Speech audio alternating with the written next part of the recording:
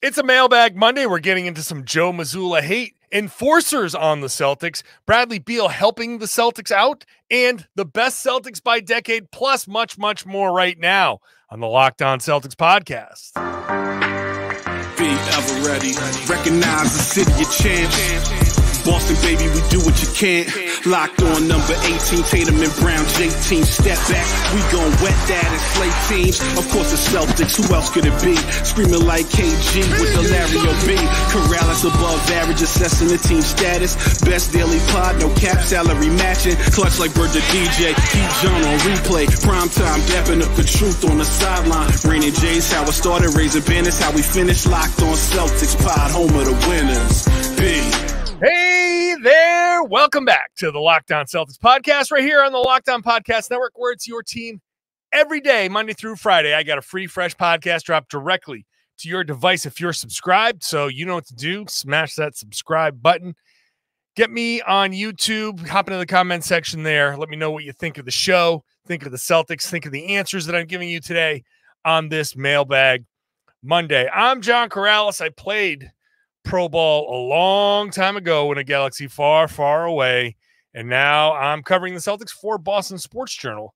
So thank you for including me in your daily routine. Today it's a Mailbag Monday. Got lots lined up for you. I think next week we're going to do a Mailbag Monday, and then after that it's going to be less regular. It's a nice Monday thing to do in the off season, but next week is the last Monday, the last Mailbag Monday before training camp. And so next Monday is the media day. So the Tuesday show next week will be all about media day and a lot of things that are going to be addressed there. So all this week we'll be previewing stuff.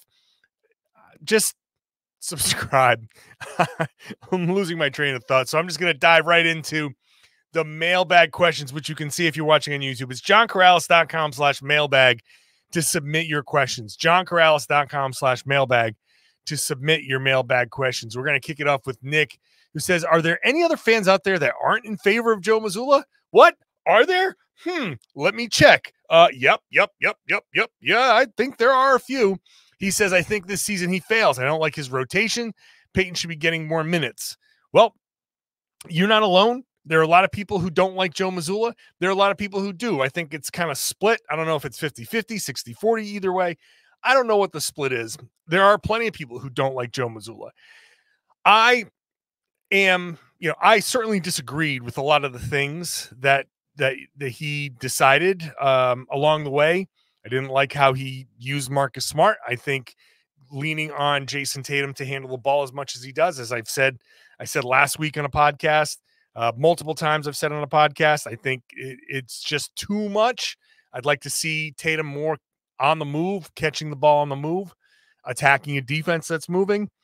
But I do also think that Joe Mazzulla is a very smart guy who knows basketball. A lot of people that I've talked to, a lot of coaches that I've talked to say Joe Mazzulla knows ball. He's a very smart guy, and he's an NBA head coach. And I am not going to lose sight of the context of how he got the team last year, the weird circumstances, not having a summer to plan, not having any chance to hire his own assistant coaches. And I think this year is much more indicative of who Joe Mazzulla is as a head coach. He's got not just a year under his belt experience. He has a year under his belt of, making the mistakes, building the relationships with these guys, understanding what the job entails. It's easy to sit next to the head coach on the bench as an assistant. Actually, it's not that easy, but the point is it's easy to sit there, but you don't realize all of the things that you have to do as a head coach. You talk to the media every day. You are being pulled in a bunch of different directions. The assistant coaches get to go and work with their players and handle their responsibilities. The head coach is talking to the GM. The head coach is talking to all the players. The head coach is talking to all the assistants. He's putting a plan together. He's running the whole, practice he's putting the game plan together. He's in charge of all of that stuff. And, an assistant can sit there and say, I would do this and that differently. But I'm giving Joe Mazzulla that 1 year, even though I disagree with a bunch of stuff. I'm not going to sit there and say he had a great year as a head coach, but I'm also not going to say that he had a bad year as a head coach. There's something to be said for getting as far as they did and staying together and fighting and, to come back from 3-0 and force a game 7 against Miami. I know it never should have happened that way in the first place. They never should have been down 3-0, but he had that locker room. They responded to him. So I'm very interested to see what Mazzulla does this upcoming season. So I know, Nick, that there are a lot of people out there like you who didn't like what Joe Mazzulla did last year. And it's very easy to say that's who he is. It's hard to shake that first impression in any form. So I get that people are going to say, well, what else would we expect from Joe Mazzulla? I'm just going to give him a lot more leeway this season because now he has that year, that summer, the planning, all of that stuff. Now I want to see what he really is and why so many people believe in him. A lot of people. Got to understand, a lot of people in the league, a lot of people in coaching, a lot of people around believe in him as a smart basketball guy. So I know what it's like on the outside. I know what it's like pundits wise and fan wise, but there's a reason. So we'll leave it at that. Let's move on to Kendall, who says, my question is, do you think with Brissett, Walsh, and now Stevens, by the way, Celtics signed Lamar Stevens, it's a partially guaranteed deal. So I don't know if he's going to make it out of camp or much past camp, but he's on the team, 6.5 feet tall, defensive minded guy. Obviously, Celtics lacking defensively, so there's a potential for him to help. Anyway, the question here with Brissett, Walsh, and Stevens, could our defensive tough guys, could they be our defensive tough guys that will collectively come together to be enforcers of the team? They all seem like aggressive defenders. We hope our offense will be clicking. Now we have 3 defenders off the bench. So there's a possibility. First of all, let's get this out there. Stop with the Jordan Walsh thing. Stop it. He's not going to play minutes. He's not going to be part of the Celtics rotation this year. Brad Stevens kind of set that expectation. I know he had a good summer, but he's not big enough yet. I don't think he's ready yet. He has a very tough learning curve. For a guy who's as aggressive as a defender as he is, he's going to get in there. He's going to foul a ton. He's going to go to Maine, or we're going to see him in preseason. And I bet you he gets like 5 fouls in 5 minutes in a preseason game. There's a potential for him to foul a ton. And we're going to understand that he's not ready yet. Now, could he be ready at some point during the season? I don't think so, because he needs to add strength. Maybe not necessarily a lot of size, although there's going to be some natural size that comes along with it, but definitely strengthening his base, strengthening his core, strengthening his just overall strength that will allow him to take contact and not just fall all over the place. So just get Jordan Walsh out of your mind right now. He needs time. Don't put too much on the kid right away, because the expectations are off. Your expectation is off. Just give him some time. Now, Brissett and Lamar Stevens could be a couple of guys. If the Celtics want to go super small, they have a possibility of going Derek White, Jaylen Brown, Brissett, Stevens, and Tatum. That's a small lineup, and Tatum at the 5 is, depending on who the matchup is, that could be. First of all, Tatum is able to block shots, so it's not the worst idea. You could take one of those Brissett and or Stevens out and put Robert Williams in and just have a more natural rim protector back there. He's the same size as Tatum, so you're still kind of going small. But if you wanted to go that route, if you're up 10 and you wanted to get a bunch of stops and kind of win a game that way, that's a possibility. So enforcers, I don't know. I think getting a guy like Stevens on the team, I say this without seeing him in the preseason. Maybe he sticks around, maybe he doesn't. I think the Celtics need somebody like that. After losing Marcus Smart, I think you just need somebody with that kind of mindset to come in and change the mood of a game, to change the energy of a game. If the guys out there aren't putting forth the right defensive effort, you can put Stevens out there and be like, hey, buddy, go out there and be a bulldog. Him and Brissett can go in there and, yeah, they can sort of be enforcers. So I think Kendall has a point there with that. But I am going to repeat, get Jordan Walsh out of your heads right now, just for now at the very least. I don't think he's going to be a rotation guy. It's not a knock on him. He just needs a little bit of time to develop. Give the kid some time to develop. Don't throw him in there right away. He doesn't need to be thrown in there right away. So that's my take on that. Come back. We'll have a question about Bradley Beal and helping the Celtics out. We'll see how that could happen. Question about Victor Wembanyama, Scalabrine as a color commentator. We'll talk about all of that in just a second. First, today's show is brought to you by DoorDash. If you need some fresh groceries for the week, but you forgot it's Sunday night, maybe you had a few too many watching some football games, you're like, I didn't get to the store. But that's okay. You can try grocery delivery from DoorDash. You get everything you want delivered when you need it right to your door. You've trusted DoorDash to deliver your restaurant favorites. Now you can get your grocery delivery that actually delivers too. They've got thousands of grocery stores to choose from.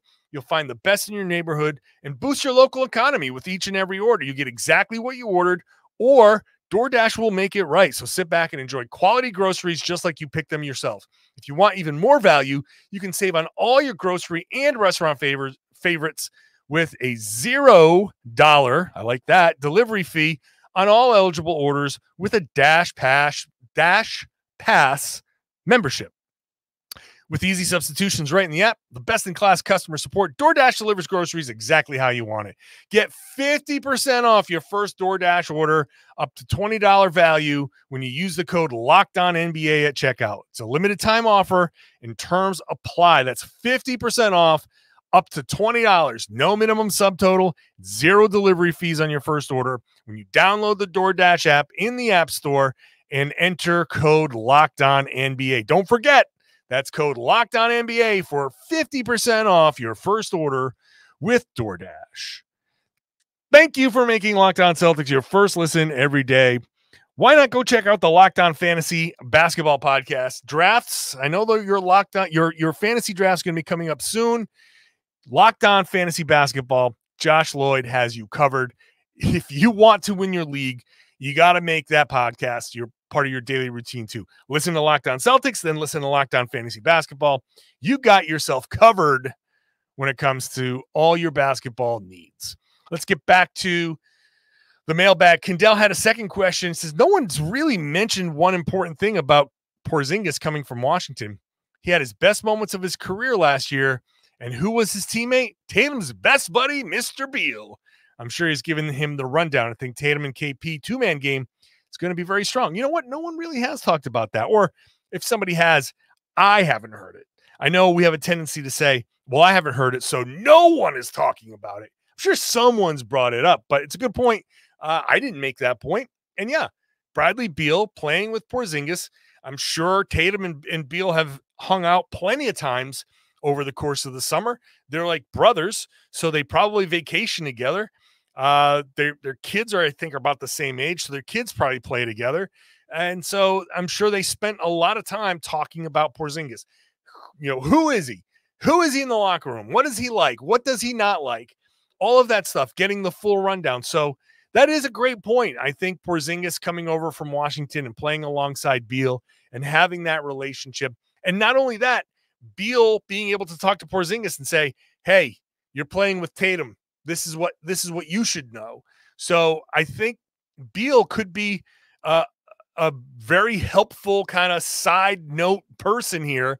Bradley Beal's scouting report on both of those guys could help both of those guys kind of advance their chemistry. Just a little boost, a little XP in there to get these guys further along, maybe a little more quickly. So good point there, Kendall. I think that's a solid point there.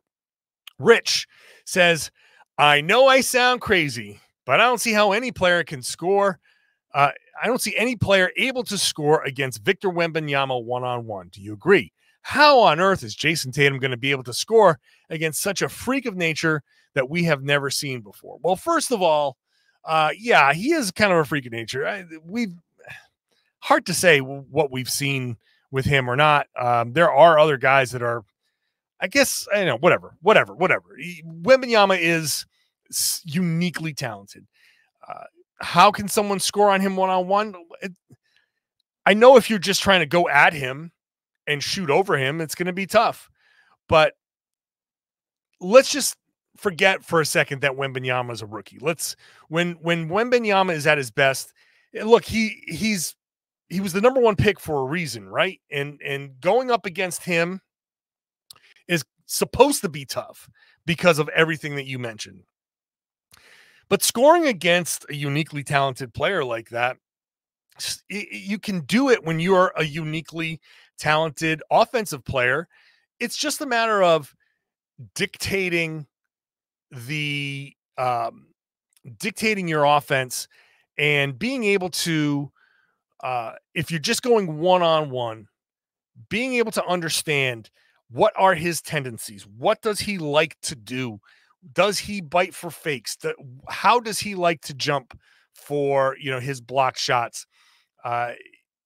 You can, if you're driving, you can wrong foot him, right? You can be driving left and all of a sudden instead of taking your left right jump and try to finish with your left hand, you just jump off your left foot and go right up and you throw the timing off. You can use little tricks here and there. I'm a big fan of, getting low into a guy like that and using a shoulder, use your body to kind of push him and don't extend that arm, but you push and you kind of use his momentum against him. And then you stop, he's going that way. And then you stop and kind of fade a little bit and you shoot like just a little fadeaway shot. You can get enough separation to get your shot off. You got to know those tricks against these guys. It's not always going to work. He's supposed to be an elite defender because he's just a weirdly proportioned player, and he's also a very, very good player. But there are going to be ways to score on him. I think at his best, if he reaches his potential, it won't be easy to score on him. But I think if you got him one-on-one, it's just get him going one direction. You end up finding a way to go a different direction, and you just got to clear yourself enough space to get a shot off, or get an up fake and draw a foul, or get him coming to you, use a hesitation and find a way to get past him and get yourself to the rim and keep your body between him and the ball and hope that he doesn't go gadget arm and block the shot. There are ways, but it's not going to be easy. Paul says, how do you feel about Scal as a color commentator? I like Scal. I think Scal's pretty good. I think one of the things early on with Scal, and it's tough for me to really, really judge these things because the way I watch and process basketball is different than a fan, just a regular fan watching basketball. Because I've been around, I think I know the game at a pretty high level. I see the game at a fairly high level. I think maybe I don't process it as quickly. I definitely don't process it as quickly as Scal does. But I like a little bit more explaining about how plays work and how certain things work. I think some people criticize Scal for being honest. I think coming off of Tommy Heinsohn, the hometown crowd, I think nowadays especially, wants a biased color commentator. I think they want somebody who's going to be like, oh, that was a foul. They want Tommy. Everything was a foul. And when, Scal says, oh, that was a foul, let me see that again. He goes, oh, nope, that was a good call. People are like, criticize him for that. I say that's how it should be. If it's a good call, if it looks like it's a foul, and then you say, oh, no, that's actually a good call, then that's what a color commentator is supposed to do, right? He's supposed to he's supposed to add color to the broadcast. And it doesn't all have to be super biased. I mean, he's a former Celtic. He's biased enough, and he's kind of rooting. You can hear him rooting for certain things, like obviously. But if I like some of his honesty, and I don't know that everybody does. I prefer the honesty. I prefer that. If I were doing that job, which I would love to give it a shot someday, I would try to be honest too. Like, I think that that job is if you have that job, it's to explain certain things to the fans. You're adding some element of expertise to the broadcast, and you're adding some element of personality. And I think he does all of that stuff. I kind of like Scal. I think he's good at that job. All right, we're going to come back. We're going to have a little bit more fun, talk about City Edition jerseys, my favorite dunk, and the best player from each decade. We're going to talk about all of that in just a second. Just a reminder here, we're back to 5 days a week. Make sure you're subscribed to this podcast. We're back to next week. Monday is media day. I will be there. I will give you that Monday night. Your Tuesday episode is going to be full of media day stuff. So make sure you're subscribed there. This is the only 5 day a week podcast from a member of the local media coming in. And like I said, my playing days are long gone, but I give you a little bit of perspective of somebody who's played basketball for a living. And, I think it's a unique podcast. So if you're new, stick around. I hope you enjoy it. I know sometimes it's just me. Sometimes it's me and somebody else. It's a little bit different dynamic with me bouncing ideas off of somebody else, but hopefully you enjoy both. All right, let's have some fun.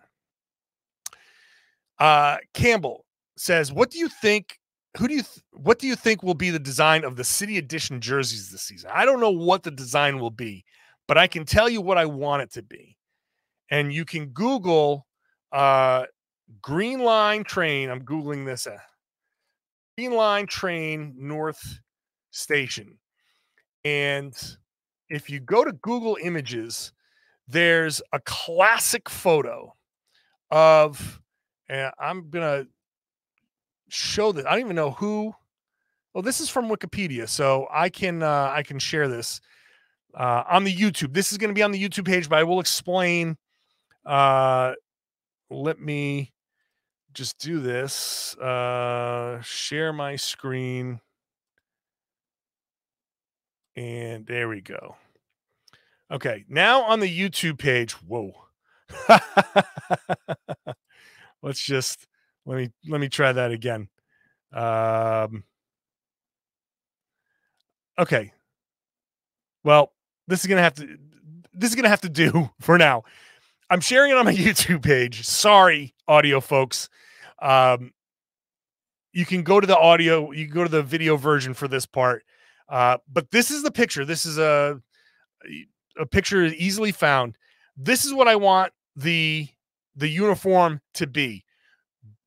Green. So if you're not seeing this, picture it. This is an old photo of a Green Line train driving in front of the old Boston Garden. Okay, the old North Station, the elevated Green Line that used to pass right in front of the old Boston Garden. So the Green Line train has a white top, a black strip down the middle, and green at the bottom. So green shorts. Look at the bottom. This is kind of like you can see it if you squint. White jersey, black belt, green shorts, And that Boston Garden in that yellow font is the Boston logo. Now, somebody who has, oh man, sorry about that look. Someone who has artistic ability to make that look good, maybe you can play with it a little bit.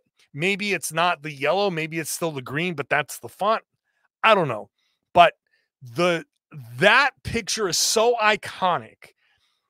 I think a jersey with the white jersey, the white top, the black down the middle as the belt, and the green there for the shorts would work, especially if you've got piping up the side that's green and a little trim around that's green, and you can add some white elements to the shorts to make it work. It probably look a little old school, but I think that would be an amazing city jersey with that lettering in the yellow. I like that idea with that lettering in the yellow. That is a specific piece of Boston history.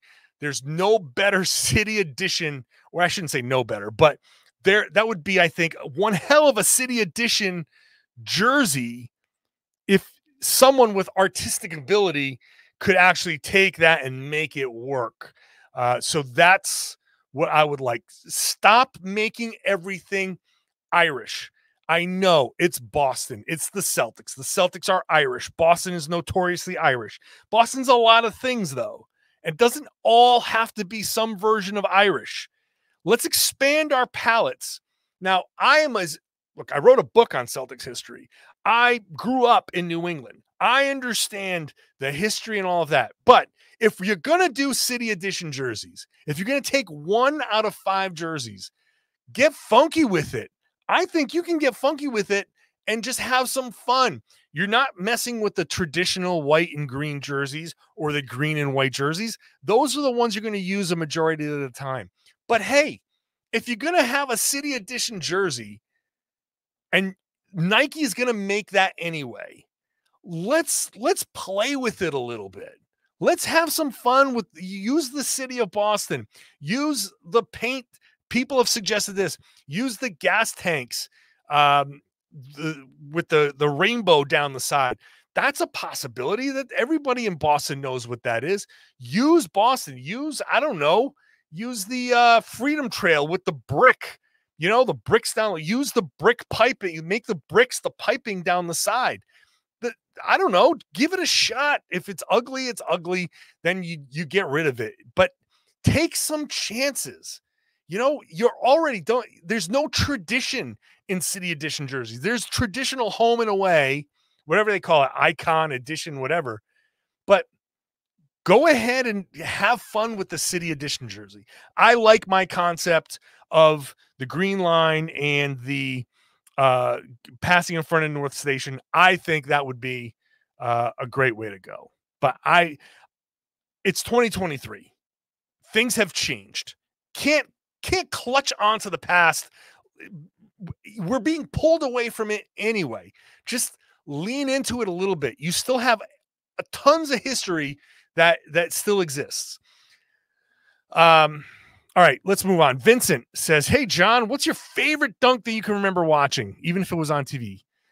His is one of them is the Vince Carter on Frederick Weiss. Which, very clearly, jump over a human being. That's going to get a lot of attention. His favorite one is Tom Chambers dunking on the entire Boston Celtics front line. Tom Chambers has a couple of amazing dunks in his career. Okay, so Tom Chambers, sure, but that's not my favorite. My favorite dunk that I've seen in my entire life is Sean Kemp on Alton Lister. Google Sean Kemp on Alton Lister. If you're young and you don't know what it is, if you're old like me and you just want to relive the glory, it's one of the most amazing, just vicious facial posterizations. Because not only did Sean Kemp just cradle. And I think Sean Kemp might have been the best in-game dunker. He's in the class photo, right? In-game dunkers. He was terrible in dunk contests, but in-game, amazing. One of the best of all time, if not the best. He comes down the middle of the lane, right side of the lane, kind of, and just cradles it and rolls it around and just crushes on Alton Lister. And then Alton Lister falls back, no foul called. Sean Kemp lands in a crouch and then points and does like a boom, boom. And like, that is the most amazing in-game dunk with a level of disrespect at the end. Just beautiful. And no call, no technical foul, no nothing. The moment just lives gloriously in history. I'm so glad that it is unsullied by a whistle, because I love that it goes on. I love that there was a little bit of a taunt at the end. It was just perfect the whole way. And Alton Lister just sat there on his back and just like, damn, there's nothing you could do about that. Steph says, who do you think the best Celtics player from each decade? Who do you think's the best Celtics player from each decade? All right. There's some interesting little wrinkles here. All right. So we're going to start in the 50s. The NBA merged with the BAA in the late 40s. Those late 40s teams, the BAA Celtics, don't really count. I'm starting with 1950. And the 50s are an interesting little place because Bill Russell shows up in the 56-57 season. So he's got almost half the decade there. But Bob Cousy was there for basically the whole thing. So you got a few seasons of Bill Russell and an entire decade of Bob Cousy. So in the first half of the 50s, it was Cousy. He's the first showman in the NBA. He's doing things that people in the NBA couldn't even fathom. But the Celtics were losing. They were losing playoff games. They were losing playoff series. They had a reputation at that point of being chokers. They couldn't live up to the expectations. Then Bill Russell showed up and they just suddenly became gods. They could never lose. They lost twice in his entire time there. So I could easily say Bill Russell was the best player of the decade, even in those 3 years. But if you want to give Cousy, I would say Cousy because he was there for the whole decade. And then you just give the 60s to Bill Russell because that's very obvious. But if you want to say, hey, those 3 years or 4 years that he was there, I think the 59-60, that starts the next season, the next decade, but whatever, however we characterize it. If you say, hey, give it to Russell because they started winning championships, okay, it's a few years versus the entire decade. I'm going to give Kuz the nod just to have a different name there. Russ obviously has the entire 60s, dominates. He's obviously the best player of the 60s. 70s goes to Havlicek. I think that's obvious. Although, I'm not even going to say although. It's Havlicek. Bird in the 80s, that's obvious. The 90s, the 90s should have been Reggie Lewis. I should be able to say 60s was Russell, 70s was Havlicek, 80s was Bird, 90s was Reggie Lewis. Boom, boom, boom, boom, boom. But obviously, it wasn't Reggie Lewis. I think the 90s is D. Brown, which I love D. Brown. I bought a pair of Reebok pumps just because of D. Brown. I remember being in high school playing in a game and pumping up my sneakers because D. Brown pumped up his sneakers. So Dino Raja was there. He only played 4 seasons. 4 seasons is great if you're a hotel chain, but it's not, I think, if you're an NBA player. So I can't give it to Raja. I mean, only Bill Russell gets the benefit of playing 4 seasons and owning an entire decade. So I think the 90s is D Brown, which is wild to say. That tells you how bad the 90s were. That's the Rick Pitino era. I probably should bleep that out because I'm not allowed to swear on this podcast. And Rick Pitino is a curse word in Boston. So, but I'm going to let that go. 2000s was Paul Pierce. But, you know, you have KG coming in late to the mix. But in the 2010s, that gets weird because Rondo was there, but he was only there for half of it. No one is good enough in this to own the decade. No one is the best player of the decade in the 2010s because it's a real transition. Rondo is the best player to start. Marcus Smart is there for most of it. You get 3 years of Jaylen Brown and 2 years of Jayson Tatum. And 3 years of Jaylen Brown, his rookie year was not that great. His second year was better, but not that great. So Tatum's rookie year was good, but not worthy of anything special. So while Tatum gets the 2020s so far, I might give the 2010s to Marcus Smart because it's, again, the big three era has ended. So you don't get enough of KG. Rondo's around for a while, but he gets traded. Smart is there for the biggest chunk of it and has the biggest impact, I think. Obviously, in the middle of the 2010s, there's a lot of upheaval, a big rebuild in the middle of it. So players are in and out. The best players of these teams, Tatum and Brown, aren't good enough yet in this decade to say, oh, those are the guys, because they've only had like 1 or 2 decent years. Marcus Smart's been around for the whole thing. And I think I got to give it to him. Marcus Smart, player of the 2010s. Yeah, what the hell? Why not? Oh, my. Some people are going to be pissed. But go ahead and give me a better option. I'd love to hear it. Hop in the YouTube comments. Let me know. Let's wrap it up real quick. Shiraz says, if you were in your basketball prime today, oh, baby, I wish I was in my basketball prime today. Which player would you be most interested in working out with? All right, let's just say I was able to work out with either of these guys. LeBron would be, I think, a huge – I want to know how he does it. How do you stay healthy? How do you plan things out? How do you keep yourself from getting hurt? How have you kept yourself from getting hurt? I want to know. I want to know what the plan is. What's the secret to your longevity? He's a big dude.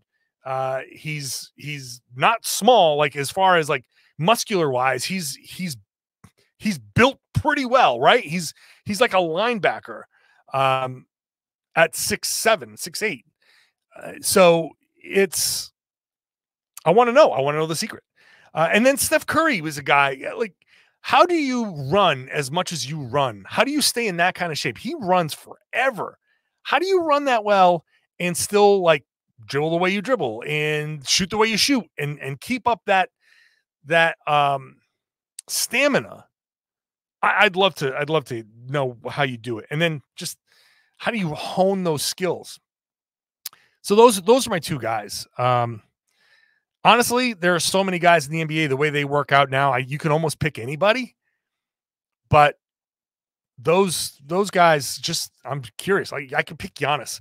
Like, I'd love to know how Giannis got the body that he did, going from how skinny he was. Tatum, same thing.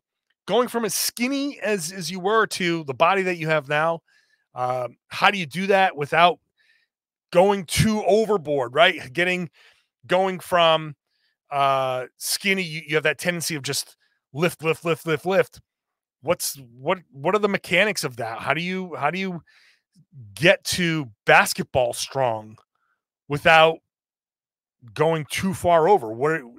And I think I know some of the stuff, but these guys are working at such an advanced level. I'd be very, very curious. All right. As I've said before, johnkaralis.com/mailbag to submit your questions. Love it Thank you, everybody. Serious questions, fun questions. When I do a full mailbag episode, I save the fun questions for the third segment so we can, have a little fun, whatever. NBA questions, Celtics questions, whatever you want. They're all there. Submit your questions, johnkaralis.com/mailbag. Subscribe if you haven't subscribed. If you're still with me at this point on the podcast, thank you for doing so. Would love it if you then, if you're an everyday or if you're here with me every Monday through Friday, thank you so much for doing that. Can you help me out by sharing the podcast? Let everybody know that they can listen to and watch the Locked On Celtics podcast right here on the Locked On Podcast Network. It's your team every day.